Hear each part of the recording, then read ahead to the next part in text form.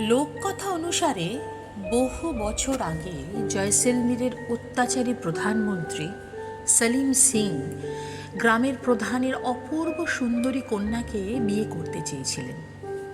কিন্তু গ্রামের মানুষ তার অত্যাচারী স্বভাব সম্পর্কে জানত। গ্রামের প্রধান এবং গ্রামবাসীরা সেই প্রস্তাব প্রত্যাখ্যান করেন। কথিত আছে, এতে ক্ষুব্ধ হয়ে সেলিম সিংহ ভয়াবহ পরিণতির হুমকি দেন।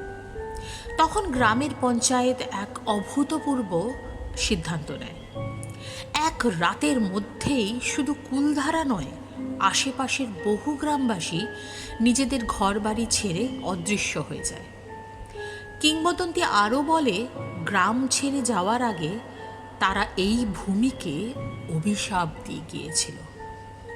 এই গ্রামে আর কোনো দিন কেউ স্থায়ীভাবে বসবাস করতে পারবে না।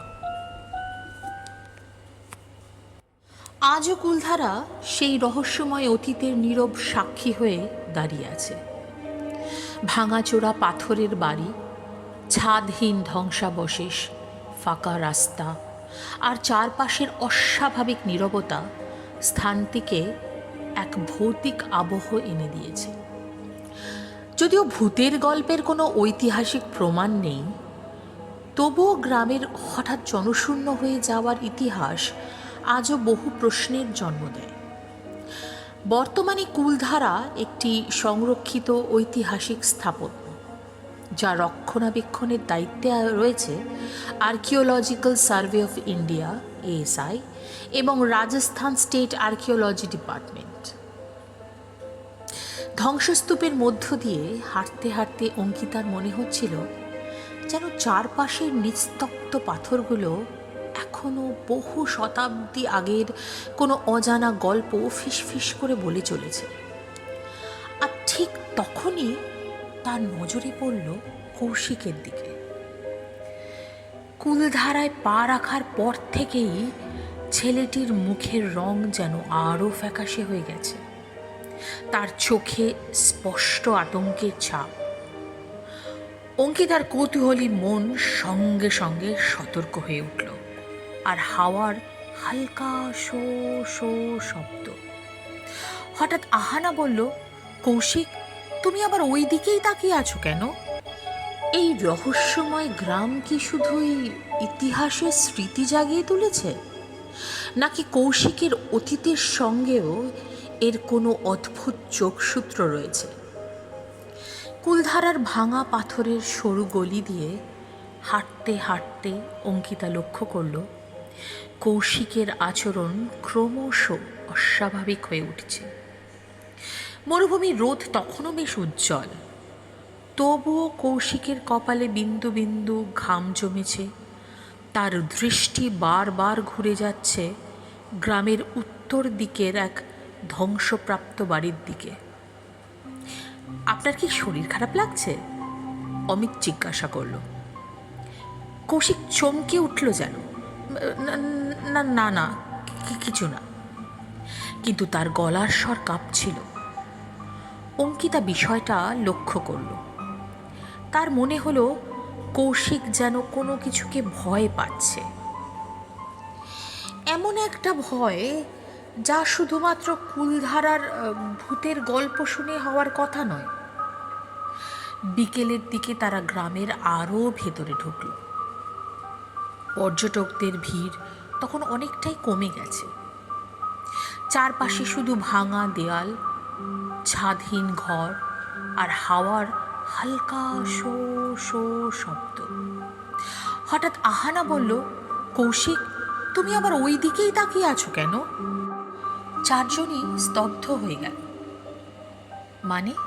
অমিত জিজ্ঞেস করল। কৌশিক কিছুক্ষণ চুপ করে রইল, তারপর অত্যন্ত নিচু গলায় বলল, 6 মাস আগে আমি একটা প্রাচীন জিনিসের নিলাম থেকে একটা পুরনো ডায়েরি কিনেছিলাম। ডায়েরিটা নাকি কুলধারার এক পরিবারের ছিল। তার শেষ পাতায় ঠিক এই চিহ্নটা আঁকা ছিল। অহনা বিরক্ত স্বরে বললেও, আবার সেই ডায়েরির কথা? আমি তো বলেছিলাম ওসব বাজে জিনিস বাড়িতে রাখবে না? অঙ্কিতার চোখ চকচক করে উঠল। তারপর কৌশিক একবার চারপাশে তাকালো। চারপাশে নীরবতা আরো ঘন হয়ে উঠল। অমিত যুক্তিবাদী মানুষ। সে মনে মনে বিষয়টাকে কাকতালীয় বলেই ধরে নিল। কিন্তু ঠিক সেই মুহূর্তে অঙ্কিতা একটা জিনিস খেয়াল করল। পাথরের ফলকের ওপর জমে থাকা ধুলোর মধ্যে যেন কারো তাজা পায়ের ছাপ রয়েছে।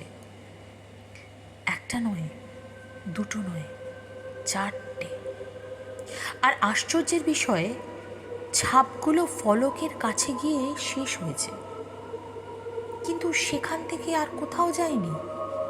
যেন কেউ সেখানে দাঁড়িয়েছিল, তারপর হাওয়ায় মিলিয়ে গেছে। তারপর বলল, ডায়েরিটা বাড়ি আনার পর থেকেই অদ্ভুত ঘটনা ঘটতে শুরু করে। মরুভূমির বাতাস হঠাৎ যেন একটু জোরে বয়ে গেল। কি ধরনের ঘটনা? অমিত জিজ্ঞেস করল। কৌশিকের মুখ আরো ফ্যাকাশে হয়ে উঠল। প্রথমে রাতে কারোর হাঁটার শব্দ শুনতাম, তারপর মাঝরাতে ঘুম ভেঙে দেখতাম ডায়েরিটা নিজের জায়গায় নেই। কেউ সরিয়ে রাখতো হয়তো, অঙ্কিতা বলল। কৌশিক মাথা নাড়ল। আমিও তাই ভেবেছিলাম, কিন্তু এক রাতে সিসিটিভি ক্যামেরায় যা ধরা পড়েছিল। সে থেমে গেল। কি? অহনা ফিসফিস করে বলল, ডায়েরিটা নিজে নিজে টেবিল থেকে মাটিতে পড়ে গিয়েছিল। অঙ্কিতা নিচু হয়ে ছাপগুলো পরীক্ষা করছে। এমন সময় তার কানে এলো একটা ক্ষীণ শব্দ, খুব ক্ষীণ। মনে হলো যেন অনেক অনেক দূর থেকে ফিস ফিস করে বলছে, ফিরে যা। সে চমকে উঠে চারপাশ তাকালো। কেউ নেই।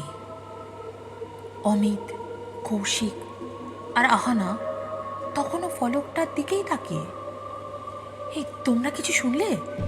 অঙ্কিতা জিজ্ঞেস করল। তিনজনেই মাথা নাড়ল। ঠিক তখনই সূর্যের আলো হঠাৎ একটা মেঘের আড়ালে চলে গেল। মুহূর্তের জন্য বাড়িটার ভেতর অস্বাভাবিক অন্ধকার নেমে এলো। আর সেই অন্ধকারের মধ্যে ভাঙা দরজার পাশে দাঁড়িয়ে থাকা এক নারীর অস্পষ্ট অবয়ব দেখতে পেল অঙ্কিতা। মাথায় ওড়না, মুখ দেখা যাচ্ছে না। এক পলক, মাত্র এক পলক, তারপরে অবয়বটা মিলিয়ে গেল। অঙ্কিতার বুকের ভেতরটা কেঁপে উঠল। সে কাউকে কিচ্ছু বলল না, কারণ তার মনে হলো ভয়ের গল্পটা এখন শুরু হয়েছে মাত্র। আর কুলধারা যেন তাদের চারজনের জন্য বহু বছর ধরে অপেক্ষা করেছিল।